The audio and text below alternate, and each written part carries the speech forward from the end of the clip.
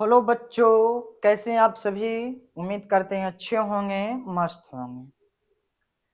मैं एमसीपी मोहब्बत YouTube channel पे सभी को हार्दिक अभिनंदन एवं स्वागत है। चलिए, मैं आज बात करेंगे यूपीएससी की संपूर्ण जानकारी पे कि यूपीएससी की सिलेबस क्या है, एग्जाम पैटर्न क्या है, इसमें एज लिमिट क्या है, आपका क्वालिफिकेशन क्या होनी चाहिए, ये डिग्री मिनिमम क्या होनी चाहिए, मैक्सिमम क्या होनी चाहिए, पोस्ट कौन कौन सी है, इस पे हम लोग बात करेंगे। उसके बाद सैलरी कितनी मिलती है, किस चीज से बात करेंगे, सैलरी पे बात करते हैं। तो सभी को मैं बात करूंगा और समझेंगे एक एक करके, ठीक। क्या समझेंगे, एक एक करके हम लोग बात करेंगे।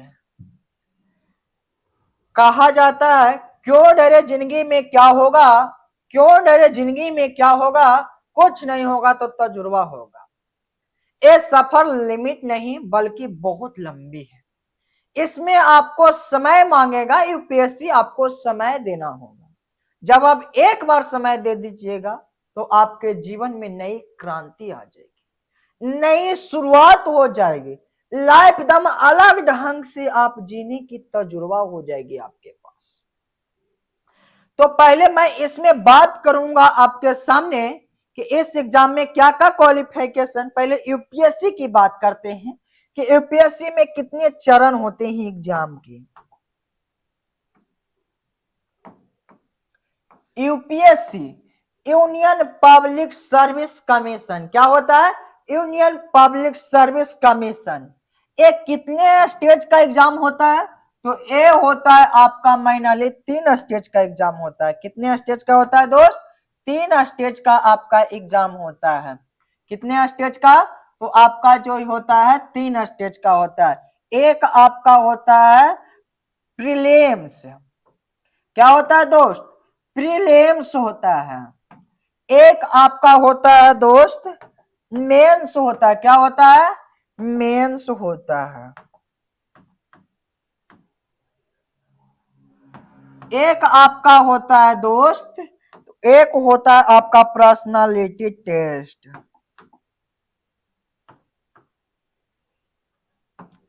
पर्सनालिटी पर्सनालिटी यानी कि साक्षात्कार का एग्जाम होता है। किसका होता है, साक्षात्कार का।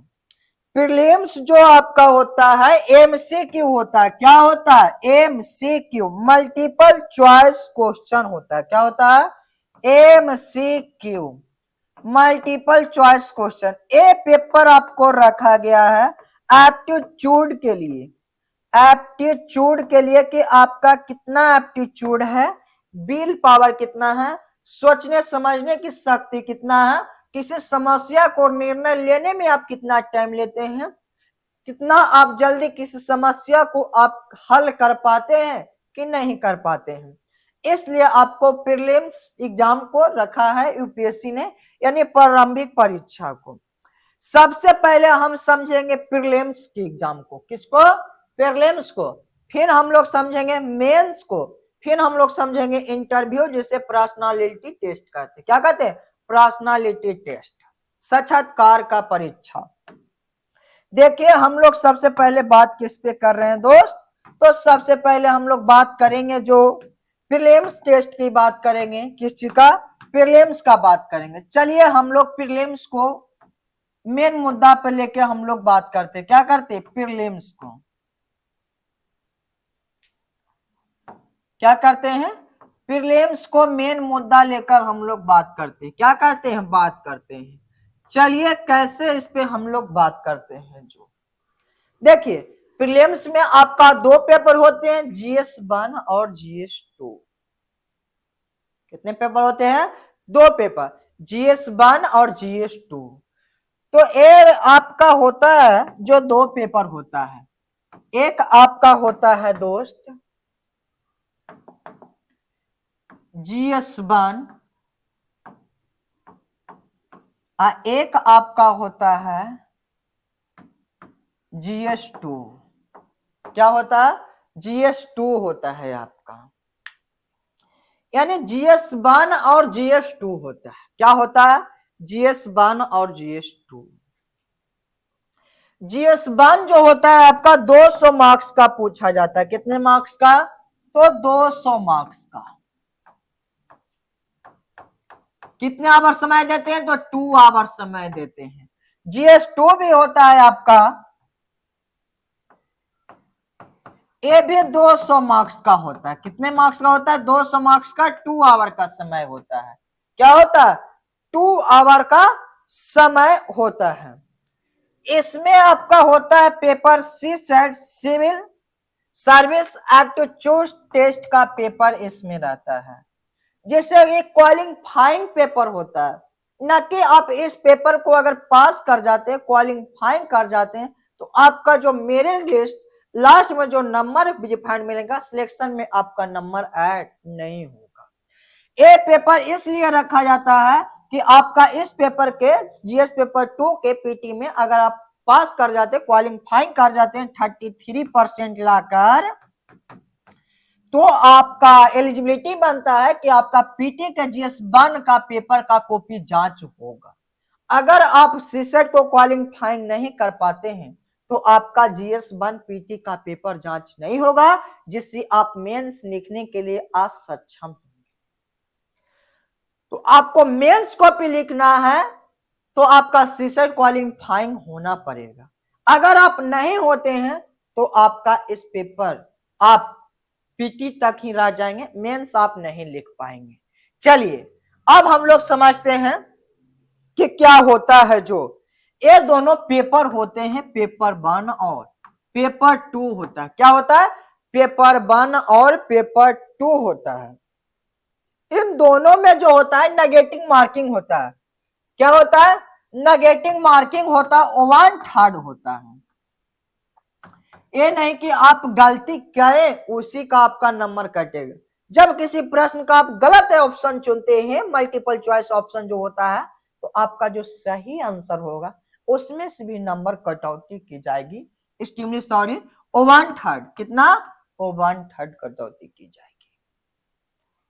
प्रीलिम्स के आप समझ गए कि किस लिए रखा जाता है। प्रीलिम्स के GS1 में आपका आता है समान अध्याय पेपर आता है। क्या आता है? समान अध्याय। जैसे आपके आ गया Indian polity, Indian economy, science and technology, environment, ecology, geography भी आता है। ज्योग्राफी मुख्य रूप से नहीं आता, लेकिन कहीं कहीं से 1-2 क्वेश्चन आपका आ जाता है इन्वायरमेंट के साथ इंक्लूड करके। करेंट अफेयर्स आते हैं।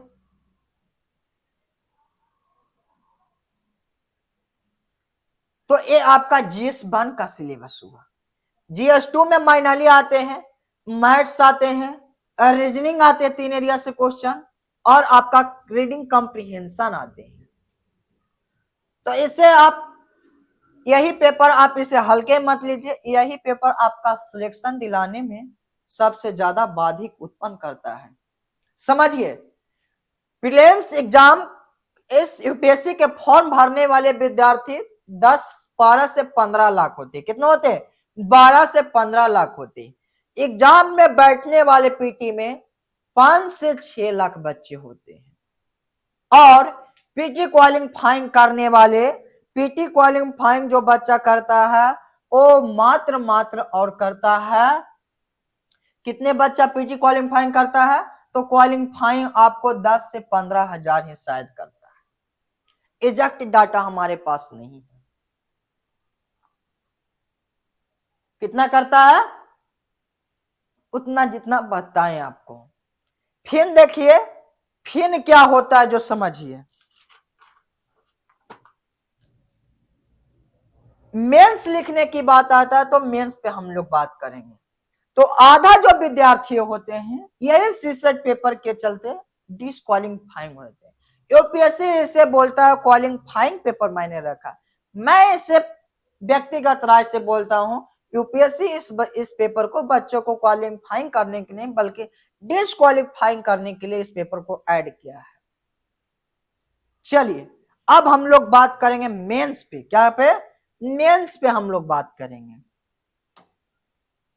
किस चीज पे बात करेंगे? मेंस पे। तो देखिए मेंस में हम लोग क्या क्या बात करते हैं।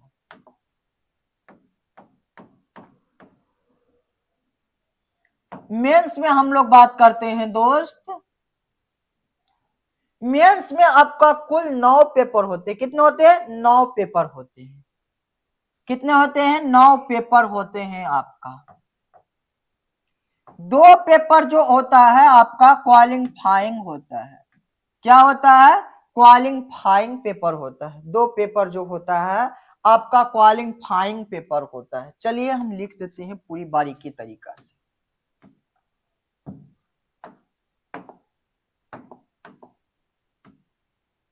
क्वालिफाइंग,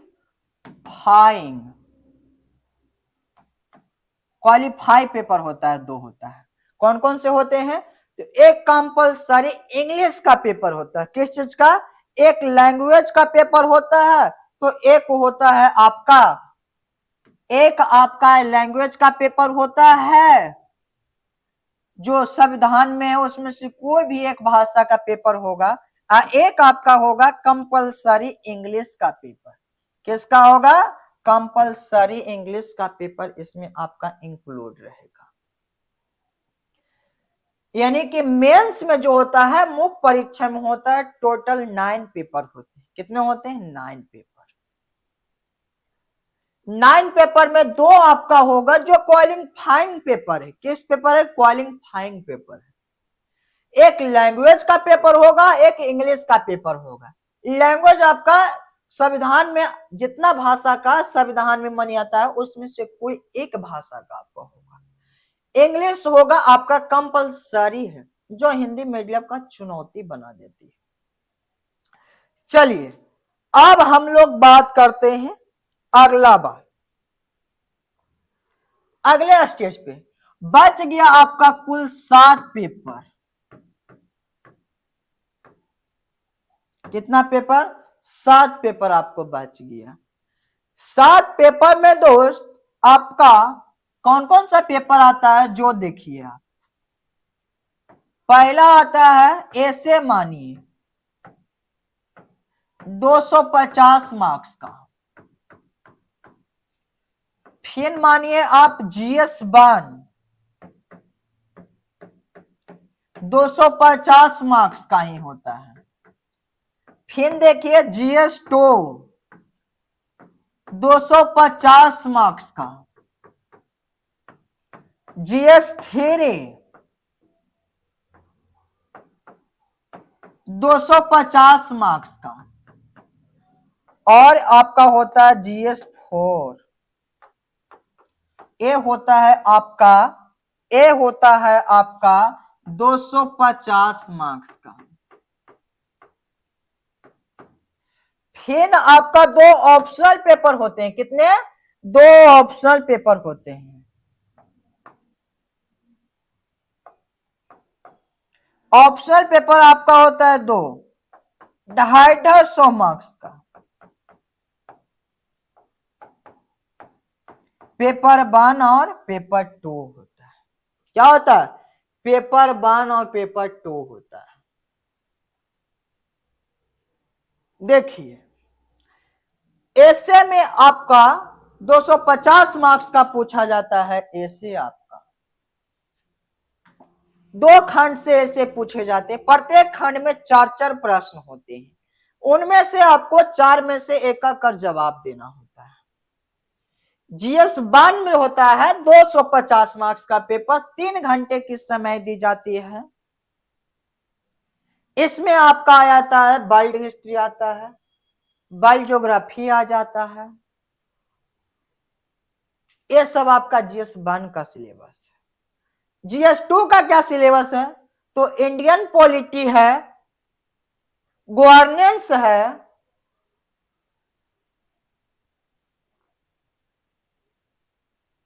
इंडियन पॉलिटी, गवर्नेंस और आईआर होता है, इंटरनेशनल रिलेशन।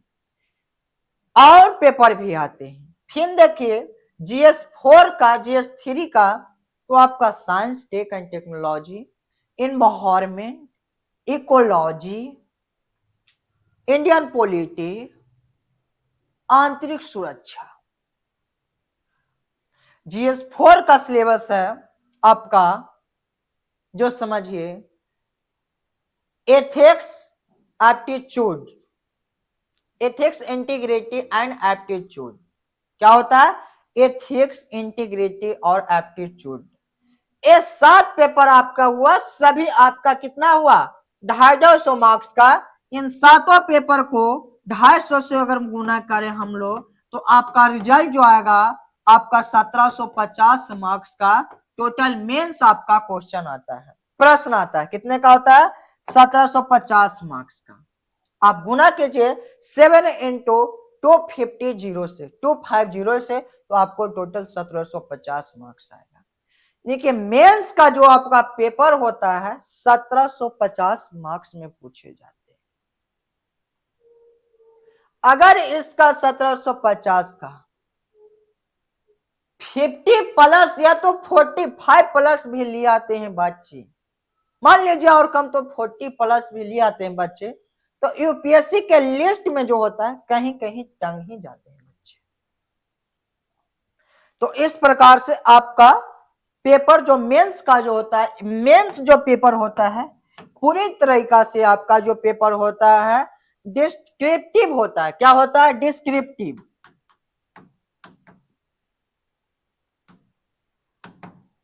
डिस्क्रिप्टिव पेपर होता है पूरी तरीका से। आपको सब होता है जो लिखने वाला होता है। क्या होता है? लिखने वाला टोटल पेपर होता है। डिस्क्रिप्टिव हैंड रिटन होता है। इससे पता चलता है जो आप पीटी पास किए हैं उसका नंबर इसमें ऐड नहीं होता है। आप समझ रहे होंगे कि अगर हमने प्रीलिम्स पास कर गया, मेंस पास कर गया, इंटरव्यू में फेल हो गया, तो क्या अगला साल केवल मुझे इंटरव्यू देना है? जी नहीं, आपको फिर से प्रीलिम्स पेपर को देना होगा, फिर आप मेंस देंगे, फिर आप देंगे पर्सनालिटी टेस्ट, तब आपका क्या होगा? सीढ़ी आपका पूरी फाइनल हो जाएगा, तब आप छत पे चढ़ गए, फिर आपका मेरिट लिस्ट में नाम आ जाएगा, फिर लिस्ट बनाएगा, फिर आप यूपीएससी की तरफ से चुने जाएंगे। जब भी आपको पास करना है, मेरिट लिस्ट में आना है, यूपीएससी का लिस्ट में, तो तीनों जो स्टेज है एक ही साल में एक ही साथ पास करना है, स्टेप बाय स्टेप। समझ में आ गया? यहां तक प्रीलिम्स पेपर को आप समझ गए कि क्या होता है प्रीलिम्स। मेंस प्रीलिम्स आपको समझा दिए, तो देखिए इसमें जो बच्चा कॉपी लिखता है 12 से 15 हजार ही बच्चा कॉपी इस मेंस का लिख पाता है। मेंस के लिए एलिजिबिलिटी बच्चा होता है, यानी कि जितना बच्चा सी सेट प्रीलिम्स पास करता है उतना ही मेंस लिखता है। 12 से 15 हजार बच्चों में से इंटरव्यू के लिए सिलेक्शन के 3 मल्टीपल टाइम बुलाए जाते हैं। सिलेक्शन के लिए जो लिस्ट आता है कितना बच्चों को आंसर सिलेक्ट करना है, मान लीजिए एवरेज 1000, तो आपको इंटरव्यू के लिए बुलाया जाएगा 3000 के लिए, और उसमें से जो चुनिंदा होंगे, अच्छे होंगे, परफॉर्मेंस उनका अच्छा होगा, उनमें से 1000 बच्चा का सिलेक्ट कर रखेंगे पीएससी। चलिए अब यहां तक समझ गए हैं, तो अब हम लोग आगे समझेंगे। कहां समझेंगे? आगे समझेंगे। आपका जो इंटरव्यू देने वाले बच्चे होते हैं, जो समझिए कितने बच्चे होते हैं इंटरव्यू देने वाले, तो आपका जो बच्चा होता है इंटरव्यू के लिए यानी पर्सनालिटी टेस्ट के लिए, पर्सनालिटी टेस्ट के लिए तो जितना सिलेक्शन के लिस्ट आता है उसका 3 मल्टीपल टाइम, यानी कि 1000 बच्चे का अगर सिलेक्ट करना है, यूपीएससी सिलेक्ट करता है, तो इसका 3 मल्टीपल कीजिए, तो यूपीएससी देने वाले बच्चे जो जाते हैं यूपीएससी में इंटरव्यू देने के लिए, जो 3000 बच्चे जाते हैं, कितने जाते हैं? 3000 बच्चों के लिए यूपीएससी इंटरव्यू के लिए, साक्षात्कार एग्जाम के लिए, योग्यता नापने के लिए आपको बुलाया जाता है। आपको जो होता है यूपीएससी इंटरव्यू जो इंटरव्यूअर होते हैं वो आपसे यूपीएससी में मेंस में आपका पूरी जानकारी, पूरी योग्यता, पूरी नॉलेज नाप लेते हैं, माप लेते हैं। इंटरव्यू आपका पर्सनालिटी टेस्ट के लिए बुलाया जाता है, ना कि आपका नॉलेज मेजरमेंट के लिए। नॉलेज ऑलरेडी आपको मेंस में मेजर कर लिया गया है। चलिए अब हम लोग देखते हैं एज लिमिट कि यूपीएससी में एज क्या होनी चाहिए, कौन से कैटेगरी की कितनी एज लिमिट होनी चाहिए और कौन से कैटेगरी की कितनी मिनिमम और मैक्सिमम एज होनी चाहिए। पहले हम बात करते हैं दोस्त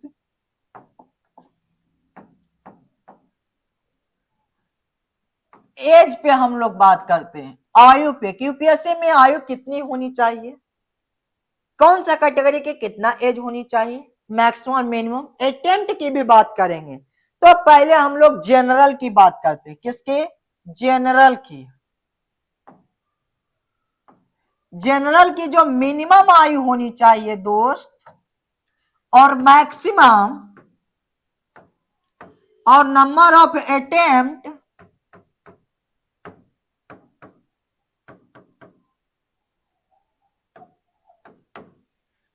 क्या, नंबर ऑफ अटेम्प्ट, इस पे बात करते हैं। अगर जनरल के हम लोग बात करें तो मिनिमम एज होनी चाहिए जो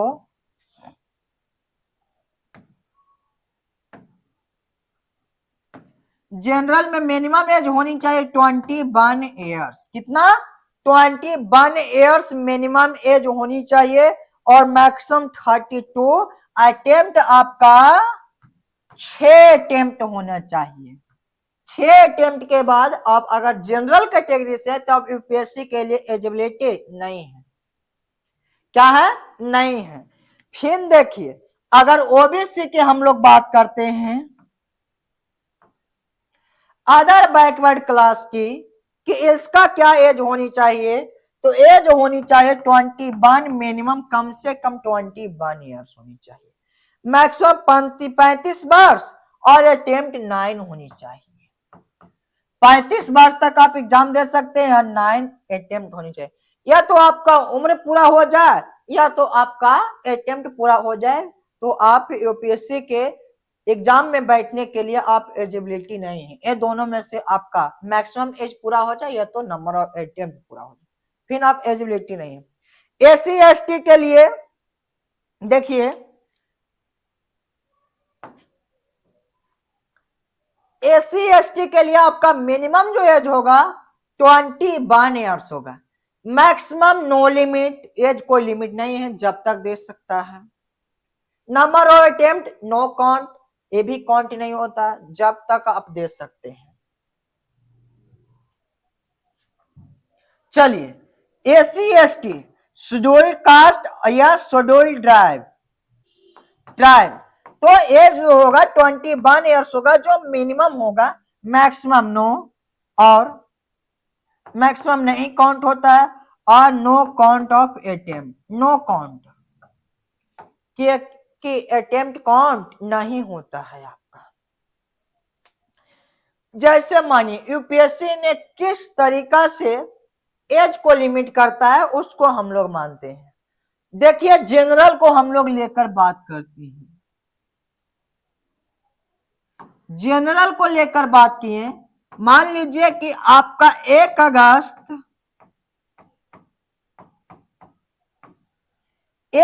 से आपका पहले जन्म होता है, तो आप उस ईयर के लिए आप यूपीएससी के लिए आप एलिजिबिलिटी। अगर 1 अगस्त तक भी आपका जन्म होता है तो उसी साल से, उसी दिन से आपका यूपीएससी के लिए जो एज होगा काउंट होना शुरू हो जाएगा। अगर 1 अगस्त के एक दिन भी बाद आपका जन्म होता है तो आपका 1 साल पीछे यूपीएससी अपने एग्जाम के लिए मिनिमम एज काउंट करता है। तो जनरल में बात करते हैं हम लोग, तो जनरल में अगर जनरल में 2025 में अगर कोई बच्चा जनरल कैटेगरी से एग्जाम देना चाहता है तो इसका जन्म कब होनी चाहिए, तो 1 अगस्त 2004 को होना चाहिए। क्या होना चाहिए? 4, 1 अगस्त से पहले या तो 1 अगस्त तक। इसके बाद अगर कोई बच्चा जन्म लेता है तो यूपीएससी के लिए 2025 में एलिजिबिलिटी नहीं है, 21 वर्ष नहीं होता है। अगर इस डेट को 1 अगस्त से पहले या तो 1 अगस्त तक अगर वो बॉर्न हो जाता है, जन्म ले लेता है, तो यूपीएससी के लिए 2025 में एलिजिबिलिटी है एग्जाम देने के लिए।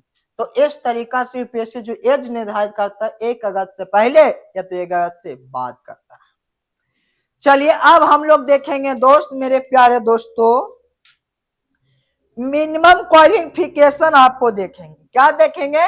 Minimum qualification.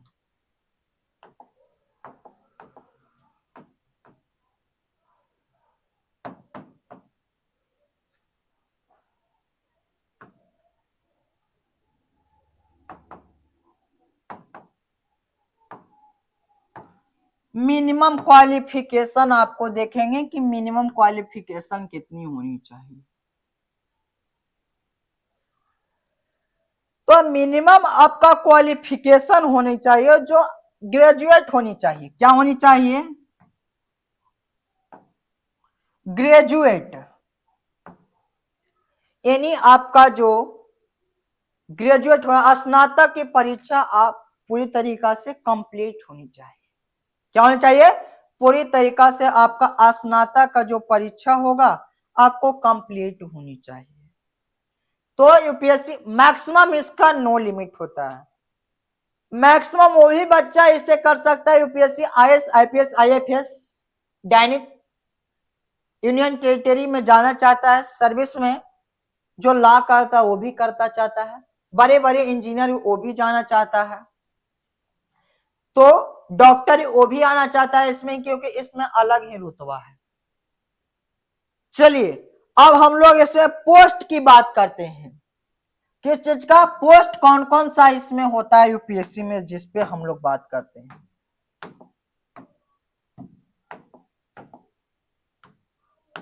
चलिए अब हम लोग पोस्ट पे बात करते हैं। किस चीज पे? पोस्ट पे, कि कौन कौन से पोस्ट होते हैं। जो मेन मुख्य पोस्ट होता है IAS IPS IFS, Indian administrative service जिसे आईएएस बोलते हैं, इंडियन पुलिस सर्विस इससे एसपी बनता है, इससे आईएएस से आपका डीएम बनता है, और Indian foreign service IFS Indian foreign service. इस प्रकार से आपका 3 जो मेन होता है ये आपका सर्विस होता है। और ए ग्रुप का भी आपका सर्विस होता है, जैसे आईआरएस आईआरएस होता है, आईआरटीएस होता है, फिर आपका एक होता है यूनियन टेरिटरी में जाने के लिए, यानी कि यूनियन टेरिटरी में ऑल लाइड सर्विस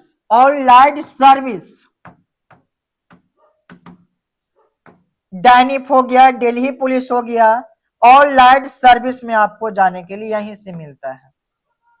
तो आपको यहां से मुख्य रूप से सर्विस ए बी ग्रेड का 22 से 24 प्रकार के सर्विस यहां से पोस्ट आपको मिलता है। कितने प्रकार के? 22 से 24 प्रकार के। हम लोग इस पे बात कर लिए, कास्ट पे भी बात कर लिए, किस चीज पे बात कर लिए? कास्ट पे बात कर लिए। ये आईएएस आईपीएस आईएफएस है जो आपको काम करता है सेंट्रल गवर्नमेंट के अंदर और स्टेट गवर्नमेंट के अंदर भी ये काम करता है, आईएएस आईपीएस और आईएफएस। इसका सिलेक्शन करता है तो गवर्नमेंट नहीं, गवर्नमेंट सेंट्रल गवर्नमेंट और सेंट्रल सरकार इसका सिलेक्शन कर, वेतन देता है राज्य सरकार। अगर इसको डिसमिस करने की बात आता है तो राज्य सरकार नहीं कर सकता, केंद्र सरकार करेगा। ट्रांसफर राज्य सरकार कर सकता है, 1 पाला से 2 पाला कर सकता है। बहुत सारे आईएएस आईपीएस ऐसे हैं जिनका 1 साल में 70-72 हो गया है ट्रांसफर, फिर भी वो हार नहीं माने हैं, क्योंकि वो सच्चाई के, ट्रस्ट के मार्ग पे हैं, इस लोग कभी हार नहीं मानते। चलिए अब हम लोग बात करेंगे दोस्त, तो अब हम लोग बात करेंगे यूपीएससी के सैलरी की। क्या इसमें सैलरी है? अधिकतर तो लोग सैलरी के लिए यहां पे आते हैं, पर उसका मुख्य स्वाधर्म सैलरी नहीं, बल्कि उनके अंदर इतना पावर होता है आईएएस आईपीएस के अंदर कि वो लाखों नहीं करोड़ों जनता के भविष्य तय कर सकता है, बशर्ते अच्छे से उपयोग करनी चाहिए। देखिए अब हम लोग सैलरी की बात करते हैं। तो यूपीएससी की सैलरी अभी फिलहाल 7वें वेतन के आधार पर मिल रहा है और ये लागू होने वाले 8वें वेतन में। बोला जाता है 7वें वेतन में जितना वेतन है उससे दुगना 8वें वेतन में हो जाए। मान लीजिए कि अगर आपका 7वें वेतन में 100 रुपया है, अभी जस्ट एज्यूम कीजिए, तो आपका 8वें वेतन में जो मिलेगा वेतन, जो आपको मिलेगा 2x मिलेगा, यानी दुगना हो जाएगा, ऐसा एज्यूम किया जा रहा है। 7वें वेतन में 7th के आधार पर पेमेंट जो कर रहा है कमीशन, जो 56,000 से स्टार्ट कर रहा है, 56,000 से कमीशन स्टार्ट कर रहा है। आयोग जो सैलरी दे रहा है इस सर्विस में जो भी है उसके लिए,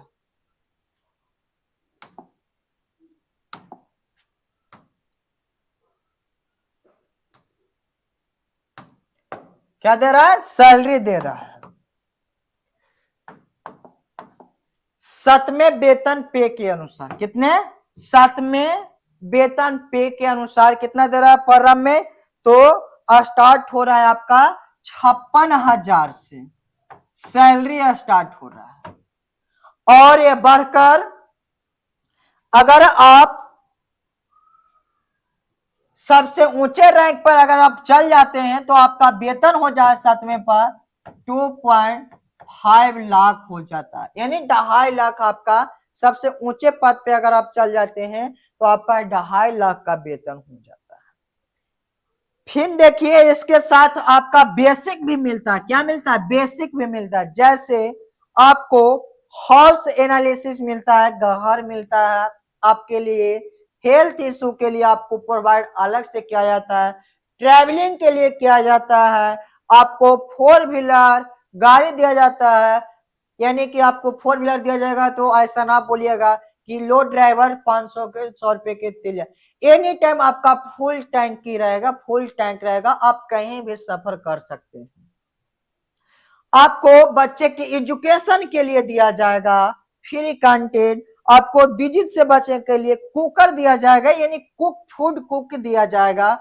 ये सभी व्यवस्थाएं यूपीएससी में जॉब करने वाले को मिलते हैं। तो यहां तक हम लोग बात कर लिए। तो टोटल आपका बेसिक अगर मिला दिया जाए तो एक टोटल 56 से 1000 बढ़कर 80,000 का वेतन, और जो फैसिलिटी जो मिलता है वो अलग से आपका मिलता है। तो हम लोग जो इसका जो निचोड़ था हम लोग समझ गए कि क्या क्या हम लोग को मिलेगा और क्या क्या नहीं मिलेगा। तो इस प्रकार से हम लोग क्या किए, समझ गए हैं कि हम लोग का यूपीएससी में रहकर क्या फायदा है, कितना फायदा है, जो इस पे हम लोग बात कर लिए। हम लोग पहले बात किए कि सिलेबस क्या होगा, एग्जाम पैटर्न कैसा रहेगा, एज लिमिट क्या होगा, क्वालिफिकेशन, पोस्ट और सैलरी पे, ये सभी पे बात कर लिए। उम्मीद करते हैं आपको अच्छे से समझ में आ गया। तो चलिए आज के लिए इतना ही। आप सभी को गुड नाइट, फिर मिलते हैं अगले क्लास में। बाय बाय, टाटा, गुड नाइट।